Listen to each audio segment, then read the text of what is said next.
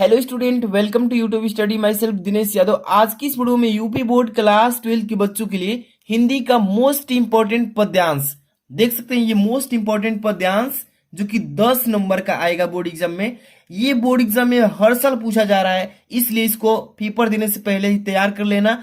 इसके बाद देखिए, ये संस्कृत का पद्यांश है, ये आपका हिंदी का पद्यांश है और ये संस्कृत का पद्यांश जो कि बोर्ड एग्जाम में ये भी मतलब कि देख सकते हैं, ये 2019 में भी और 20 में कंटिन्यू पूछ चुका है। इसका सोल्यूशन बताएंगे कि बोर्ड एग्जाम में कैसे आपको हल करना है ताकि एक भी नंबर ना कटे। और ये 7 नंबर का आने वाला है, ये 7 नंबर का आएगा संस्कृत का पद्यांश और ये 10 नंबर का हिंदी का पद्यांश। और ये देख सकते हैं बहुत सारे बच्चे परेशान हैं कि 100 पठित खंड काव्य पर आधारित प्रश्न बताइए सर। देखिए, हर एक जिले में अलग अलग इस पर क्वेश्चन आता है और इस पर मैं बताऊंगा कि आप कौन सा याद कीजिएगा ताकि बोर्ड एग्जाम में सीधे सीधे आएगा। तो वीडियो काफी मोस्ट इंपॉर्टेंट है, इसको अंत तक देखिए, पूरा सलूशन हम बताएंगे। वीडियो को तुरंत लाइक कर दीजिए, अगर आप इस चैनल पर नए तुरंत सब्सक्राइब करके बेल आइकन हिट कर लीजिए। और देख सकते हैं महत्वपूर्ण प्रश्न लाए हैं जो कि बोर्ड एग्जाम में 100% आएंगे, उसी को सिलेक्ट करके एनालिसिस के बाद ये क्वेश्चन तैयार किया गया है। और मेरा टारगेट है इस बार की ऑल सब्जेक्ट में, सभी सब्जेक्ट की इस चैनल पर तैयारी कराया जाएगा, 90+ स्कोर कराना। और जितने बच्चे वीडियो को लाइक नहीं कर दीजिएगा और पूरा अंत तक देखिए। सबसे पहला नंबर जो इसमें हमारा पद्यांश है, देख सकते हैं काफी मोस्ट इंपॉर्टेंट सेलेक्ट किया गया है। इसमें देखिए, पढ़ रहे हैं, इसको ध्यान समझिएगा। ज्यों ज्यों लगती है नाव पार, ध्यान समझिए, ज्यों ज्यों लगती है नाव पार, उर में अलौकित सत्य विचार। ठीक है, अलौकित सत्य विचार। यहां पर देखिए, इस धाराशाही जग का क्रम शाश्वत, इस जीवन का उद्गम शाश्वत है, गति शाश्वत का विलास। यहां पर देखिए, शाश्वत नभ का नीला विकास, शाश्वत शशि का यश, यह रजत हास, शाश्वत लघु लहरों का विलास। यहां पर देखिए, हे जगत जीवन के करड़ाधर, चिर जन्म मरण के आर पार, शाश्वत जीवन नौका विहार। इसका मैं ट्रिक बताऊंगा कि आप कैसे पहचान सकते हैं कि किस चैप्टर से ये पद्यांश दिया गया है। इसको समझिएगा। मैं भूल गया अस्तित्व ज्ञान, जीवन का यह है शाश्वत प्रमाण, करता मुझको अमरत्व दान। तो देखिए, इसको कैसे पहचान में आएगा कि किस चैप्टर से आया है, इस चैप्टर के कवि कौन है। तो सबसे पहले जब इसको आपने पढ़ा है तो यहां पर देखिए, नौका विहार, किसी भी गद्यांश में एक उस चैप्टर का अंश मिलता ही है जिसे पहचान में आ जाता है कि किस चैप्टर से दिया गया है। तो कौन से पार्ट से दिया गया है? नौका विहार से। नौका विहार वाला जो चैप्टर है आपका, उसी पद्यांश में से चैप्टर में से ये पद्यांश दिया गया है। नौका विहार चैप्टर को किसने लिखा है? तो सुमित्रा नंदन पंत ने। अब देखिए, इसमें क्वेश्चन पूछा है, ध्यान से देखिए, ऐसे बोर्ड एग्जाम में आएगा। फर्स्ट नंबर क्वेश्चन, उपयुक्त पद्यांश के शीर्षक और कवि का नाम बताइए, जो कि यहाँ पे देखिए मैंने अब पहले ही बता दिया है। सेकेंड नंबर, रेखांकित अंश की व्याख्या। यहां पर देखिए, रेखा जो अंडर नीचे खींचा गया है ना, इसका भाव वाक्य के रूप में लिखकर बताना, तो ये भी बताएंगे। अभी अंत तक सोल्यूशन देखिएगा। इस संसार की गति कवि को किसके समान लगती है? इसी में इसका उत्तर है। ठीक है, गंगा के दोनों किनारों कवि को किसके समान लगते हैं? कवि क्या भूल गया था? जग का क्रम कैसा है? यहां पर इस पद्यांश के अनुसार क्या क्या तथ्य शाश्वत है? तो देखिए, सबसे पहले नंबर इसका उत्तर हम यहाँ पे आपको सिखाते हैं कैसे पेपर में लिखना है। तो सबसे पहले नंबर, उपयुक्त पद्यांश के शीर्षक और कवि का नाम, पहला नंबर का यहाँ पर सिखा रहे हैं। देखिए, पहला नंबर यहाँ पे लिख लेते हैं। फर्स्ट नंबर, पहले नंबर लिखेंगे यानी कि शीर्षक का नाम, यहाँ पे शीर्षक का नाम लिख लीजिए, शीर्षक का नाम। ठीक है, शीर्षक का नाम, ये हो जाएगा आपका हेडिंग। फर्स्ट नंबर, शीर्षक का नाम। शीर्षक का नाम कहता है, इसका मतलब पाठ का नाम। इसके बाद इसमें कवि का नाम लिख लेना है, कवि का नाम, कवि का नाम। ठीक है, दोनों हेडिंग लगा लिए हैं, शीर्षक का और कवि का। इसको अब यहाँ पे पहले लिख लेते हैं। शीर्षक का नाम क्या है? नौका विहार। किस चैप्टर से है? तो नौका विहार वाला चैप्टर जो है, उसी चैप्टर से ये पद्यांश दिया गया है, नौका विहार। ठीक है, हो गया। इसके बाद देखिए, कवि का नाम क्या है? नौका विहार को कौन लिखा है? सुमित्रा नंदन पंत ने। सुमित्रा सुमित्रा नंदन पंत जी ने, सुमित्रा नंदन पंत, ऐसे भी लिख सकते हैं। ठीक, एक क्वेश्चन तो कर लिए। इसके बाद अगला क्वेश्चन देखिएगा, रेखांकित अंश की व्याख्या कीजिए। देखिए यहां पर ये जो अंडरलाइन किया है इसका व्याख्या करना है। क्या लिखा है कि इस धाराशाही जग का क्रम शाश्वत, इस जीवन का उद्गम शाश्वत है, गति शाश्वत का विलास। यहाँ पर गति शाश्वत जो है ना, ये शाश्वत यहाँ पर नहीं होगा, संगम होगा, संगम, शाश्वत संगम है। ठीक है, यहाँ पे संगम लिख देता हूं, संगम, संगम है। ठीक, संगम। तो इसका रेखांकित अंश की व्याख्या करेंगे तो यहाँ पे हेडिंग बनवा देता हूं, पहले नंबर देखिए अच्छे से। ठीक, रेखांकित अंश की व्याख्या 2 नंबर, रेखांकित अंश की व्याख्या, अंश की व्याख्या, रेखांकित अंश की व्याख्या हेडिंग बना लेंगे, इसको अंडरलाइन कर दीजिएगा। ठीक है, क्योंकि ये एक हेडिंग है। इसके बाद यहाँ पे अब इसका उत्तर लिखेंगे। ठीक है, यानी कह क्या रहा है उसका, यहाँ पे रेखांकित अंश की व्याख्या करेंगे कि जिस प्रकार गंगा की धारा, जिस प्रकार गंगा की धारा, जिस प्रकार गंगा की धारा अनादि काल से प्रवाहित, अनादि काल से प्रवाहित होती चली आ रही है, चली आ रही है, उसी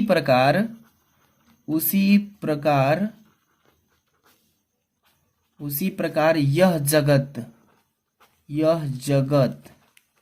ये जो लिखे है ना, इसी का हम भाव वाक्य के रूप में प्रयोग करके लिख रहे हैं। यह जगत यानी कि संसार भी, यहाँ पर जगत यानी संसार भी अनादिकाल से,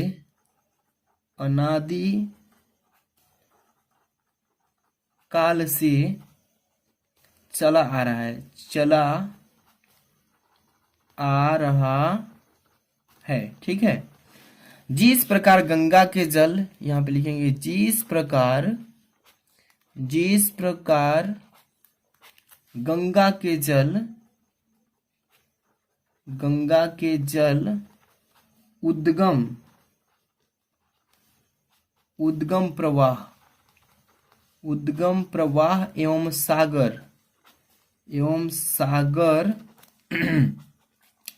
सागर में मिलना शाश्वत, सागर में यहाँ पर लिखेंगे मिलना शाश्वत,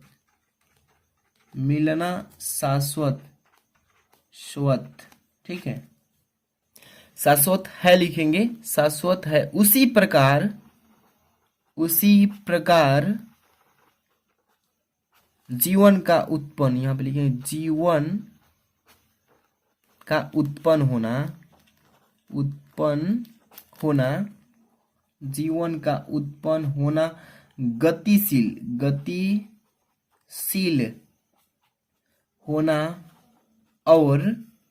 गतिशील होना और अंत में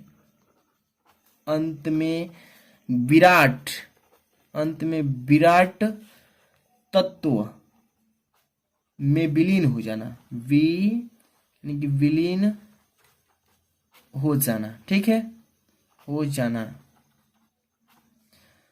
यही है हो जाना। यहाँ पे लिखेंगे सनातन है।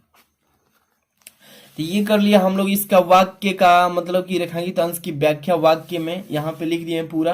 यानी कि जिस प्रकार गंगा की धारा अनादिकाल से प्रवाहित चली आ रही है, उसी प्रकार यह जग भी अनादिकाल से चला आ रहा है। जिस प्रकार गंगा के जल उद्गम प्रवाह एवं सागर में मिलना शाश्वत है, उसी प्रकार जीवन का उत्पन्न होना भी गतिशील होना और अंत में विराट तत्व में विलीन हो जाना सनातन है। ठीक है, तो ये हो गया हम लोग का क्वेश्चन नंबर थर्ड नंबर क्या पूछा है कि इस संसार की गति कवि को किसके समान लगाती है।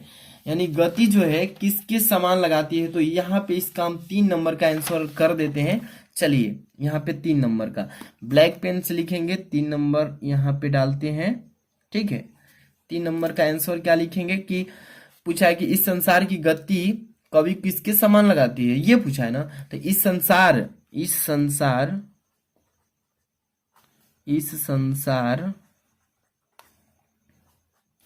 की गति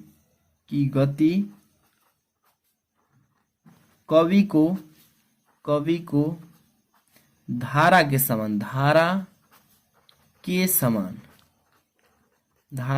समान ही लगाती है। ठीक है, इसमें अभी पढ़े हैं आप, धारा के समान लगाती है, ये यहाँ पर वाक्य में प्रयोग किए थे ना, इसी में से बनाएंगे। इसके बाद अगला क्वेश्चन 4 नंबर, गंगा के दोनों किनारों या चाहे गंगा के दोनों किनारे कवि को किसके समान लगाते हैं, ये पूछा है ना। तो गंगा के दोनों किनारे जन्म और मृत्यु के समान लगाते हैं, यही ना कह रहा है इसमें। यहाँ पे 4 नंबर लिखिएगा। ठीक है, यहाँ पे लिखेंगे गंगा के दोनों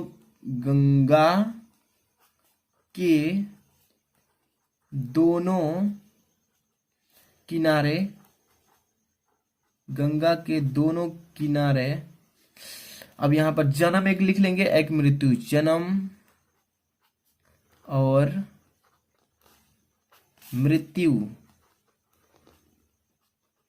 और मृत्यु के समान सनातन लगाते हैं, सनातन लगाते हैं। ठीक है, इसके बाद 5 नंबर देखिएगा क्वेश्चन, कवि क्या भूल गया था। कवि, ये जो पढ़े हैं पद्यांश, इसमें कवि क्या भूल गया था, तो कवि वास्तविक जो स्वरूप होता है वो भूल गया था। यहाँ पे लिखेंगे 5 नंबर का उत्तर, यहाँ पे हेडिंग बना लेते हैं 5, तो लिख देंगे कवि जीवन का वास्तविक स्वरूप, इसमें लिख देंगे स्वरूप भूल गया था। ठीक है, इतना क्लियर। इसके बाद 6 नंबर देख लेते हैं। यहाँ पर जग मतलब होता है संसार, जग का क्रम कैसा है, तो इसमें अभी लिख लेते हैं 6 नंबर। देखिए जग का यहाँ पर लिख देते हैं, कवि पंत जी कहते हैं, कवि पंत की नौका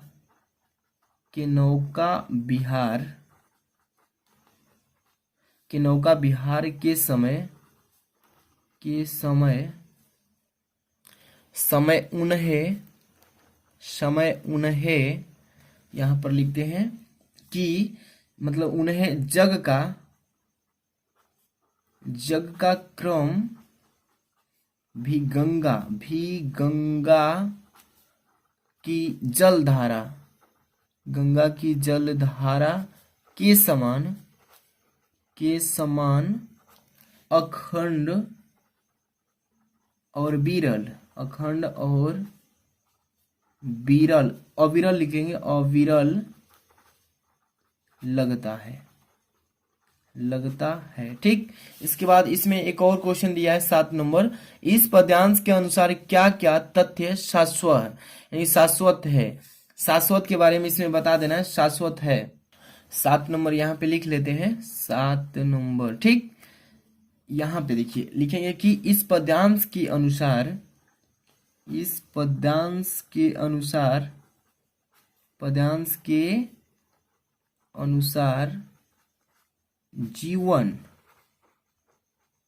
जीवन का उद्गम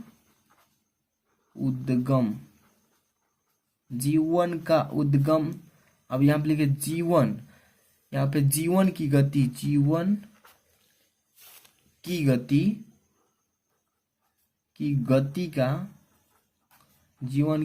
का मिलन, आकाश का विस्तार, आकाश का विस्तार। यहाँ पे लिखेंगे चंद्रमा, चंद्रमा की चांदनी, चांदनी, और लहरों और लहरों का ऐश्वर्य, ऐश्वर्य शाश्वत है, शाश्वत है। ठीक, ये 7 क्वेश्चन दिया था इसमें। इस पद्यांश को एक बार 2 बार वीडियो को देख करके अच्छे से तैयार कर लीजिए। इसमें जितने भी मैंने बताया क्वेश्चन रेखांकित अंश सभी को अच्छे से दोहरा लेना है। ठीक है, अब इसके बाद हम चलेंगे अगला पे, ये संस्कृत के पद्यांश से जो कि मोस्ट इंपॉर्टेंट है। पहले देखिए ये भी बोर्ड एग्जाम में कितने बार, 11 में, 13 में, 17 में, 19 में, 20 में, 21 में तो बच्चे प्रमोट हुए थे, बट 22 में आने का काफी चांस है। क्या लिखा है कि सुखार्थिनः कुतो विदा कुतो विद्यार्थिनः सुखम। अब देखिए सुखार्थी वा त्यजेद विद्यम विद्यार्थी वा त्यजेद सुखम। तो इसको जैसे आपने इस संस्कृत के पद्यांश को पढ़ा है, आपको मालूम चल गया होगा कि किस चैप्टर से ये पद्यांश दिया गया है संस्कृत का। बताइए कमेंट करके संस्कृत का पद्यांश किस चैप्टर से है।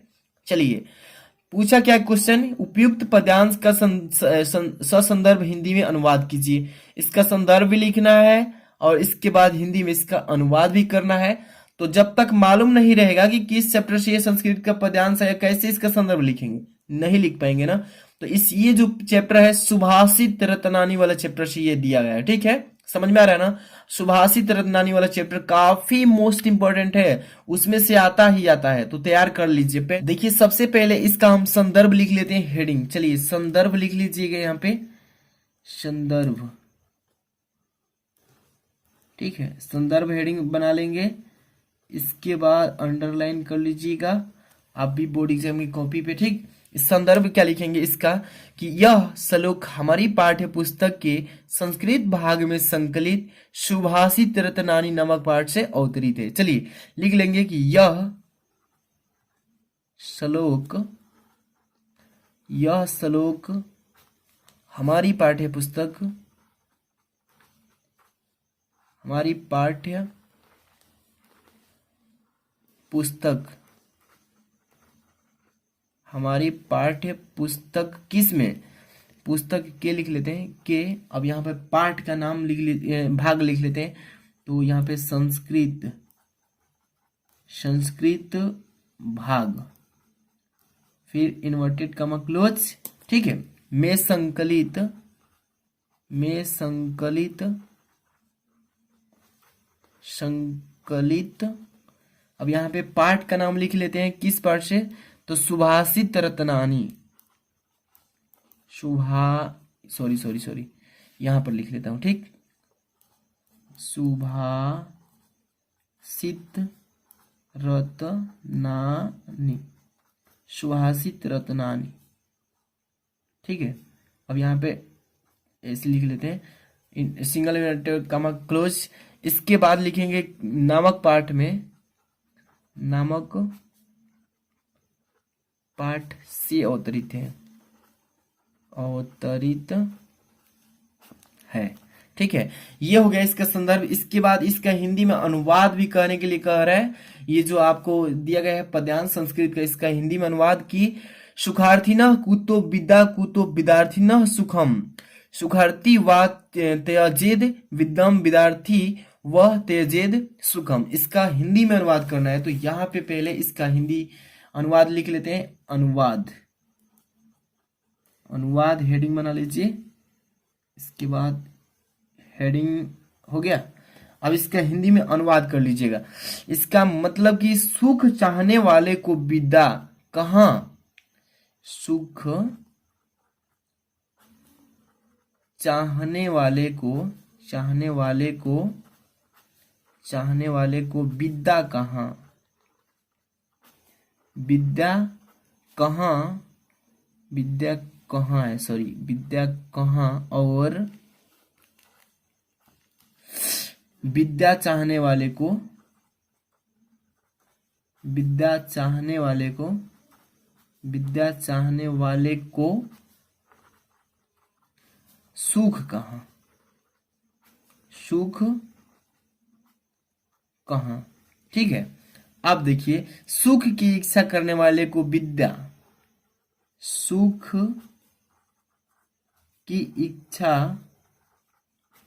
करने वाले को विद्या, अब इसके बाद छोड़ देनी चाहिए, कहराइए देनी चाहिए। अगर आप सुख चाहते हैं तो विद्या नहीं प्राप्त कर पाएंगे, आलस करेंगे तो विद्या नहीं मिलेगी। और जो लोग अगर आलस नहीं करेंगे तो उसको सुख नहीं मिलेगा विद्या के चक्कर में, तो कोई एक ही प्राप्त कर सकते हैं, ठीक है। यानी कि जिसको सुख चाहिए वो विद्या प्राप्त करना ही छोड़ दे, ठीक है, यह कह रहा है इसमें। अब इसके बाद और लिखेंगे, अथवा जिस चाहे यहाँ पे विद्या लिख लीजिए, अथवा विद्या चाहने वाले को सुख छोड़ देनी चाहिए। यानी कि अगर सुख नहीं चाहते हैं, विद्या चाहते हैं तो सुख छोड़ दीजिए। वही मतलब चीजें आप तो समझ ही रहे होंगे। इसीलिए कहता है कवि कि बड़े कष्टों से प्राप्त होती है विद्या। यहाँ पे लिख देंगे, विद्या बड़े कष्टों से प्राप्त होती है।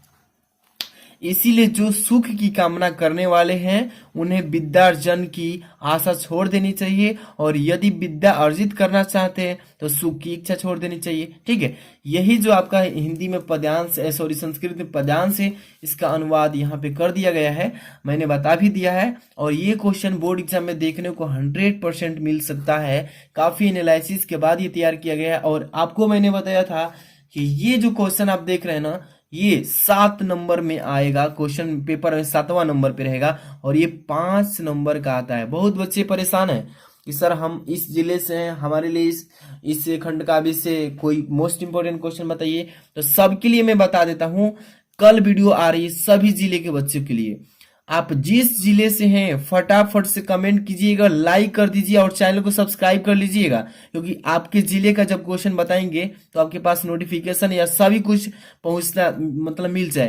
तो जिस जिले से हैं आप बच्चे, सब लोग कमेंट कर दीजिए। 100 पठित खंड काव्य के आपके जिले का मोस्ट इंपोर्टेंट लिस्ट बनाकर लाऊंगा कि इस जिले का ये क्वेश्चन इंपॉर्टेंट है। तो वीडियो को काफी लाइक करना है, शेयर भी करना है।